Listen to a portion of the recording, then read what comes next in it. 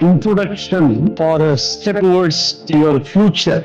How science students, after completing +2, they enter into engineering, medicine, allied medical courses, paramedical sciences. Almost students also, after completing +2, they must enter into professional courses that are available for commerce students. For science, engineering, medicine, professional courses. Engineering, 15 branches are there. Civil, mechanical, software, IT, infotech, likewise. For us, 3 professional courses are there, recognized by Government of India. One is CA, Chartered Accountancy. Another one is CMA. Before that, it was called ICWA, Cost and Management Accountancy. ACS, Company Secretary.